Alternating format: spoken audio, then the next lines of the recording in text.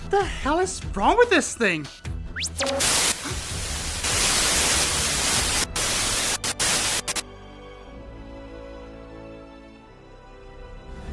No. No! It can't be you!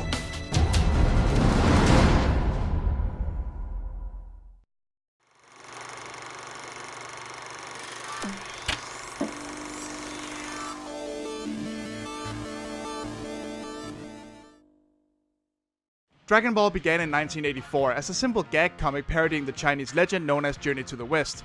But as it grew, it became a massively successful martial arts and sci-fi story that, to this day, is one of the most famous franchises to ever come out of Japan. The comic started releasing in my country in the year 2000 when I was about 10 or 11 years old. I distinctly remember them releasing the first 4 albums at once and my mom bringing home the first 2.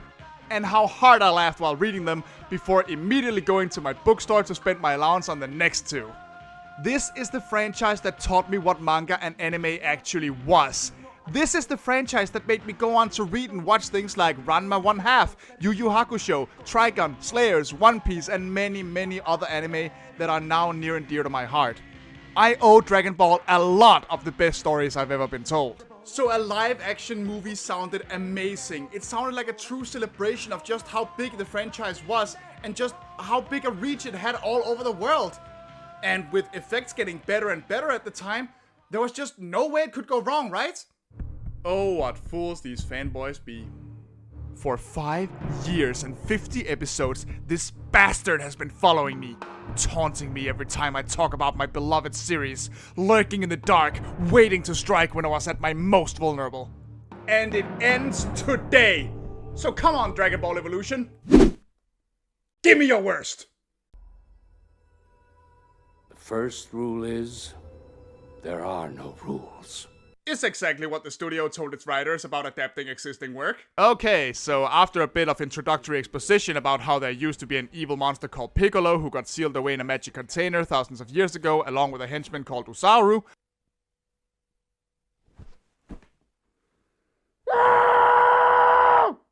we begin our Dragon Ball tale with our hero being trained in battle by his grandpa.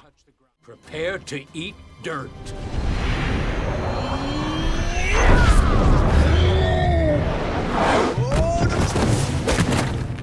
Is what the movie said to the audience as they began to realize what they were in for.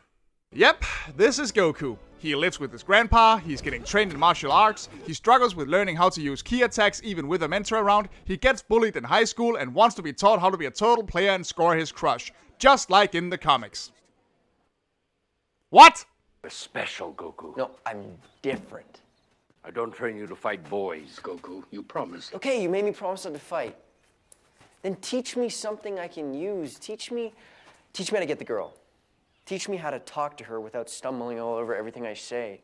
Ah, yes. This is definitely a valid interpretation of a character who, in his first appearance, learned that advanced energy technique by watching an old man do it once, lived such a sheltered life that he had no idea another biological sex existed, and thought marriage was a food. I mean, we're 3 minutes in, and the only thing they've gotten right so far are names! Oh, sorry, there are actually Dragon Balls in this movie, and Gohan gives Goku the 4-star ball as a birthday present. I guess we got that much at least.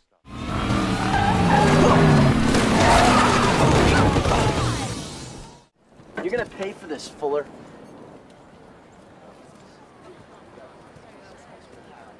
Make me pay, Geeko. Ah, yes, time to witness the joy that is Goku being bullied at school and not fighting back whatsoever cause he promised his grandpa. What's up, Mimi? Hey. Looks like he's gonna cry. What's the matter with you? I mean, obviously I don't approve of bullying in any shape or form, but he's not wrong. Alright, so we've established the hero. Now let's establish our villains. And what better way to do that is there than to simply cut to a PlayStation 2 level cutscene of the bad guy on an inexplicable airship with zero explanation of how he escaped his imprisonment, zero build up to what the hell he's doing, and zero explanation as to who the hell the chick next to him is, or why she would ever want to free a dude named Demon Lord Piccolo in the first fucking place. But hey, Akira Toriyama never cared about continuity before Dragon Ball Super, so why should this movie? Yada yada, they blow up a building and find another Dragon Ball, and that's the whole scene. Back in high school, Goku's in astrology class because a bunch of 18-year-olds definitely need to be taught what a solar eclipse is, though he gets a little bit distracted by a girl in his class. Superstitions have marked solar eclipses as the sign of the apocalypse. In India, for example, the eclipse symbolizes Rahu, the demon of darkness devouring the sun. The Chinese believe that eclipses were caused by a dragon trying to swallow the sun.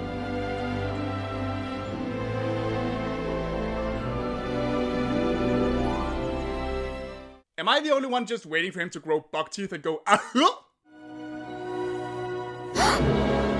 What's wrong? Oh, and just in case you were wondering whether or not Goku is an idiot in this continuity, when he gets ripped out of his daydream to get asked about solar eclipses, he gives this answer.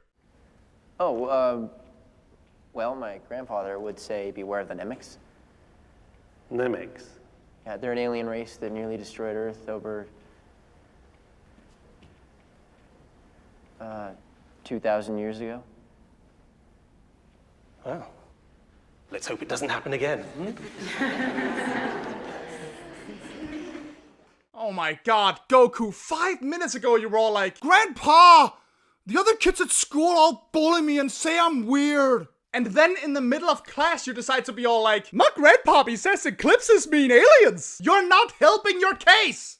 Well, at least Chi-Chi here, yes, that's supposed to be Chi-Chi, likes him and invites him to a party she's hosting that evening. That's nice. What's a lot less nice is the fact that Goku decides to use this as an excuse to ditch his grandpa on his birthday, without even saying where he's going, or as much as trying to explain that he got a date with a girl he likes. Because you just know Goku would miss the entire party if he dared to spend 30 minutes eating the special birthday dinner that his grandfather made with all his heart and soul. What a champ, this kid. God, he has even more in common with Max Goof than I thought at first. Love you, miss you, see you Christmas, bye!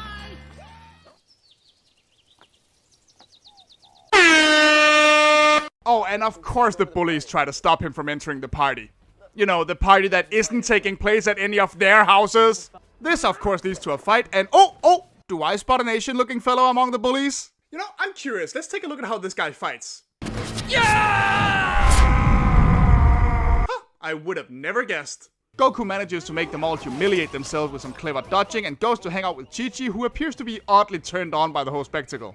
While talking to her, he sort of accidentally drops that today is his birthday, and even straight up admits that he ditched his grandpa's birthday dinner.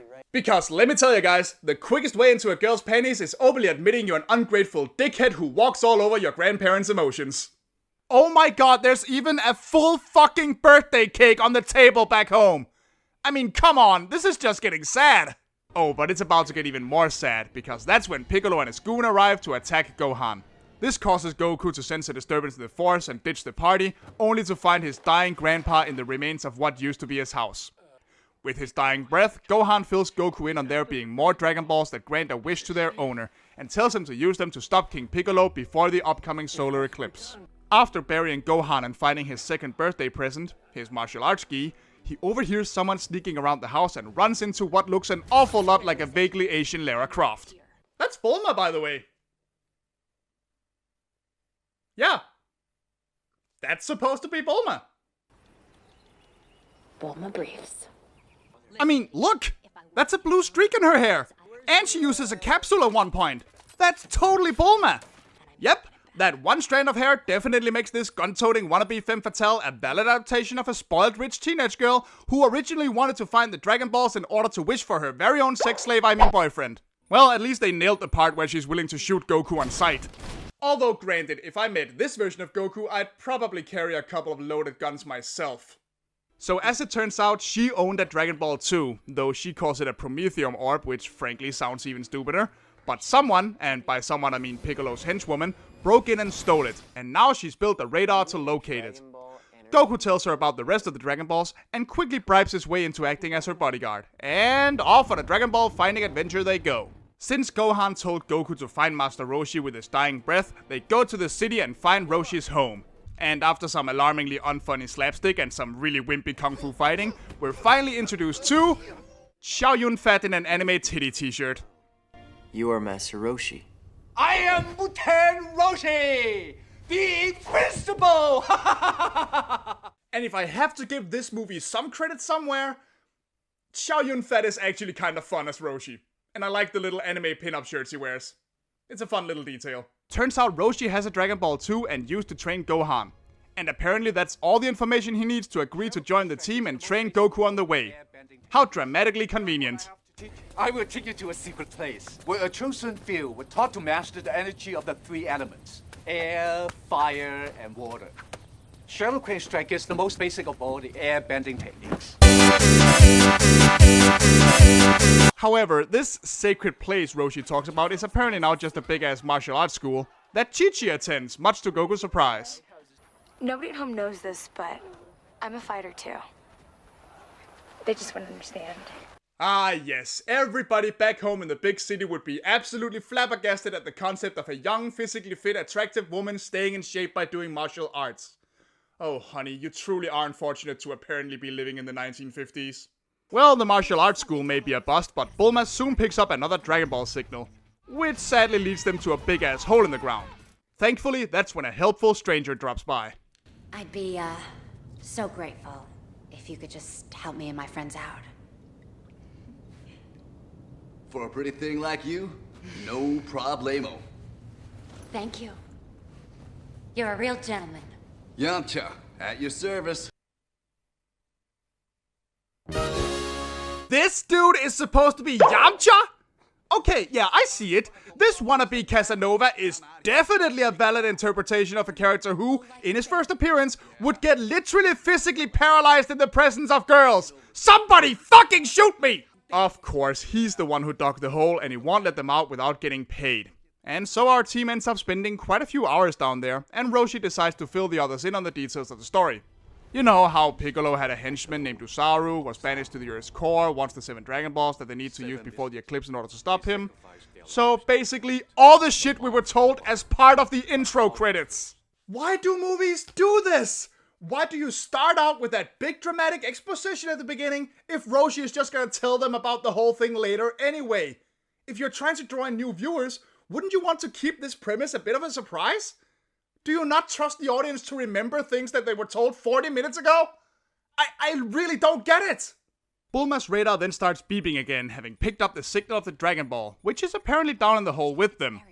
And I guess that's why it was quiet for several hours despite them sitting right next to it, because that's how radars work? Huh? Oh, and speaking of wasting several hours... Enough games. We have no time to waste. Yep, despite saying a minute ago that they only have 2 days left before the eclipse, Roshi is totally fine wasting an entire afternoon in a hole that he could have effortlessly leapt out of at any moment whatsoever. What a fucking hero! He ends up talking Yamcha into giving them some excavation tools and join them on the Dragon Ball search, and off our merry band of adventurers go. However, Piccolo is spying on them and decides to create some monsters to stop them in their tracks. Oh, sweet! He's gonna create a monster! Like in the comics! Oh my god, I'm so excited. Who's it gonna be? Is it gonna be Cymbal? Or Tambourine? Or Drum? Oh, let it be Drum! Nope! Say hello to a bunch of shitty Power Rangers putty rejects that can barely fight. Although I will say, watching Goku realizing that the monsters can regenerate and then throwing one of them into the lava so he can use it as a bridge to grab the next Dragon Ball is the most hilariously psychotic thing I've seen a supposed hero character do in months. Nice job. Of course, with time running out, the lot are starting to get worried, but Roshi has a plan and takes them to meet his master, who turns out to be Ernie Hudson. What? Roshi, how is my favorite skeptic? I come to apologize, Sifu Norris. What? Norris? Who the fuck is Norris? Roshi already has a master in the comics. His name is Mutaito. Are you really telling me that everyone else can still be named Goku or Bulma or Yamcha, but Mutaito is just a bit too much, so we gotta make it Norris? What possible reason did you have to do this? Alright, so this is the quiet before the storm part of the film. Roshi confers with his master and plans to use the Mafuba sealing technique from the comics. Yamcha and Bulma have some incredibly boring and ultimately pointless ship tease, and we get to see Chi-Chi participate in a martial arts tournament, where Piccolo's henchwoman apparently snacks a blood sample from her in a fight. Huh. The real important part, however, is Roshi assigning Goku to learn the series' most iconic technique, the Kamehameha, which can light candles. Magic martial arts, bitch! As Goku struggles to learn the technique though, Chi-Chi arrives to give him a bit of motivation. There are 5 unlit torches in this courtyard. You're 5 paces away from me. Every time you light a torch, you get to take 1 step closer to me. What happens after I light all 5 torches? Then you'll be standing right next to me, where I can reach you. You're on. So if I can just recap this scene one more time. Oh, I can't learn this martial arts move. I'll let you touch my boobs once you've learned it.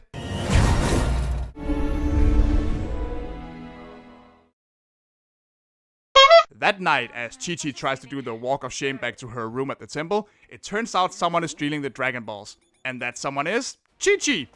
Or at least a doppelganger that she briefly gets to fight. Goku, in his flawless wisdom, gets involved in the fight but accidentally attacks the real Chi-Chi, allowing the fake one to slip away and reveal that she's actually Piccolo's henchwoman who can shapeshift? What? Alright, that's it. Who the hell is this character supposed to be? Alright, let's see here. Piccolo, Gohan, Mai? Mai? That's supposed to be Mai? Oh yeah, no, I totally see it. This evil latex-wearing, boob-windowed, shape-shifting ninja lady who released a demon lord for absolutely no reason we can explain within the narrative is definitely the exact same character as the woman wearing a long coat who took orders from a 2-foot-tall onion man and hung out with a ninja dog. Neither of which appear in the movie in any shape or form, by the way. How the hell is this Mai? And I guess the shape-shifting is supposed to be whatever she took blood from Chi-Chi for, but we never see her make any kind of potion or machine that can do that. She never does it again, and nobody ever brings this up after this. What the hell happened? But hey, if Toriyama never cared for continuity in his several hundreds of chapters long story, why shoot a 75-minute movie, right? Oh, and she also shoots Goku, which is apparently enough to kill him and send him to a spirit world where Gohan is all like, it's not your time, and believe in yourself, and other such Care Bears level moral nonsense. But then Roshi uses the Kamehameha on him as a healing technique because that's apparently also a thing it can do in this movie, and Jesus fucking Christ, can we just get to the climax already? I'm not sure how much more of this nonsense I can take. Nope, wait, we gotta hear Piccolo whine for a while first, in what I think is like his 3rd spoken line in the entire movie so far. It's also the only line that even gets close to being interesting enough to actually play in this video. Imagine being shackled so tightly that every atom in your body stood compacted, still. That was my hell for 2,000 years. Man, I could just hear Rita Repulsa telling Lord Zed to hold her beer. After 10,000 years, I'm free! Alright, it's finally time for the big showdown. With all the Dragon Balls, Piccolo gets ready to summon Shenron, only for the heroes to arrive and have Roshi blast at him in the first shot in the entire film to actually look like it belongs in Dragon Ball movie. Goku then puts on his gi and gets ready to fight. Yay, I cannot wait to watch the fight between a hero and a villain who have shared literally no scenes together until now. Though I will give credit where credit is due. James Masters is really trying to make Piccolo a cool villain with what little material he's given. It shows, and my god is it appreciated. But wait! Before we can start the fight, we gotta have a big reveal! I will defeat Ozaru, and I'm here to destroy you. Defeat Ozaru? When the blood moon eclipses the sun, you will become Ozaru. What? No. There is no denial. Goku's time is over. Yep, it turns out Goku was Ozaru all along. Which the Dragon Ball fans in the audience will know, since that's the original name of his great ape form. A transformation that is triggered by the full moon in the comics. Whereas here it's triggered by the solar eclipse. So, basically the exact opposite. Well, if you're familiar with Dragon Ball, you know how this goes. Goku goes berserk and attacks his friends, eventually choking out Master Roshi, who manages to, once again, tell him to believe in himself before dying.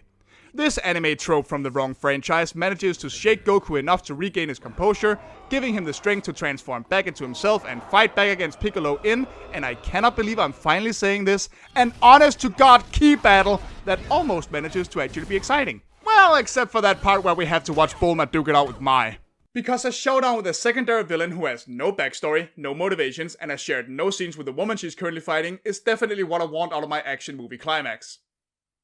But, on the plus side, this is like our third girl fight in this movie. Nothing like a bit of girl on girl. Well, it's about time to wrap up the 1 minute of genuine Dragon Ball action we managed to squeeze out of this rotten fucking lemon of an adaptation. I am Goku. I am Ozaru. I must have faith in who I am. You better, buddy, because I assure you nobody in the audience does. Boom! Piccolo gets blasted with a Kamehameha, the Dragon Balls are used to wish Roshi back to life because fuck everyone else Piccolo may have killed along the way, and everyone agrees to go looking for Dragon Balls again. The end. Oh, thank God it's finally over. I was really at the end of my rope there for a bit, but at least the movie doesn't have some final low blow attack it can use to—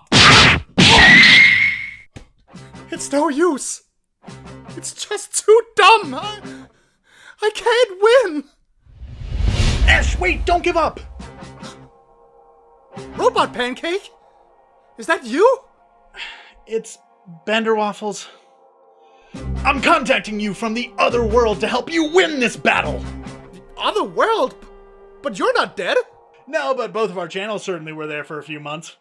Hey! But honestly, if Toriyama doesn't care about continuity, why should we? Alright, fair point. Take this Senzu Bean, regain your strength, and beat the enemy once and for all. We all believe in you.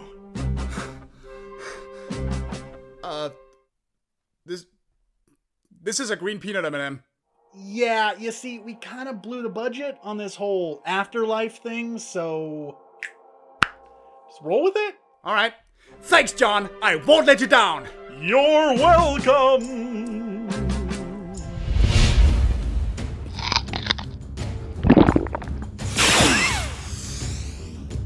Hey! Dragon Ball Evolution. You wanna know what I think about you? I used to think you were the lowest point of Dragon Ball. The point where all was lost. Where everything everyone loved about this series was sucked into a black hole of imaginary marketability for no other purpose than to line pockets without having to put in any effort. I thought this was a case of a studio buying a license and doing whatever the fuck it wants with it without ever as much as touching the source material for a quick buck. I thought this was a film whose only saving grace is being 75 minutes long and making the franchise's creator hate it so much that he stepped up to bat and made his own sequels. But that's not true. There are tons of stories about the actors actually taking the time to do their research by reading the comics. There's a story about how James Marsters refused to play the part of Piccolo unless he was at the very least green. And there's a story floating around about a far more faithful first draft of the script. And you know what? Most of the time, I defend adaptational changes. Not everything works across different types of media. Creators will always want to put their own thumbprint on a franchise they get to work with, and I can both respect, understand, and appreciate that. But that's not what happened here. This movie gets just enough little things just right enough to make it clear that everything it gets horrifyingly, sickeningly wrong is a deliberate choice. The very fact that Ben Ramsey had to rewrite the first draft and later publicly apologized for his version of the script makes it clear that someone somewhere read that first draft and agreed with themselves that changes were needed to draw in more viewers. As if all the weird things from the franchise weren't what got it a fan base of millions in the first place. So in truth, you're not even really a Dragon Ball movie, are you? No, you're not. You're a parasite. You're a pathetic, whimpering embodiment of tone-deaf marketing. You are nothing more than the ghost of an idea wearing the withered husk of your latest victim in the desperate hope that it will disguise you as you whine and beg for love and adoration from an existing fan base in order to cover up your complete inability to forge one on your own. And then when that fails, you beg for cash. Cash that you then use to buy another license and start the process over, thus trapping yourself in an endless limbo, stuck somewhere between the rage and the disappointment of the millions of people begging you to get it right just this once. And as long as people see you, as long as they realize you exist, this cycle continues.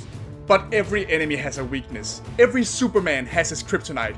And yours is indifference. You're not a bad Dragon Ball movie. You're not an awful adaptation. Hell, as far as I'm concerned, you're not even a movie. You are nothing. And I don't acknowledge you.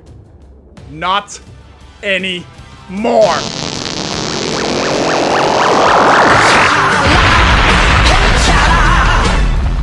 Thanks for watching, everybody. Here's to another 50 episodes.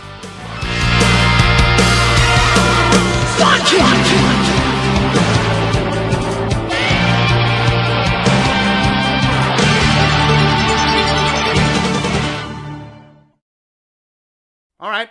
Thanks, John. I won't let you down.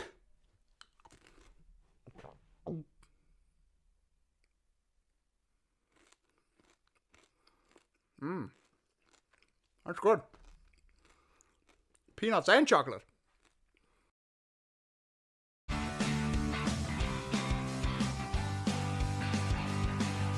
50 episodes, and that's not counting the top 10s and other such videos. Thanks for sticking with me so long, guys, and I hope you stick around for a bunch more videos in the future. And hey, don't forget to click the like button and leave a comment while you're here. An extra thanks goes to John Benderwaffles Alljets. It's always fun to work with you, dude. You should all go check him out. He does some really neat short reviews and game making tutorials on his channel, so you can visit that by clicking the card up there. Some extra special thanks go to Silvermoon Ravenwolf, Warren Miller, as well as all my other patrons. The support is appreciated, guys, it really is. And if you want to get in on that, you can find links to my Patreon and my Ko-fi pages below, and get to see preview clips and sneak peeks at other projects. And if you happen to be new to this channel, don't forget to subscribe and click the little notification bell to be updated on all future videos. See you there, everybody. Bye-bye.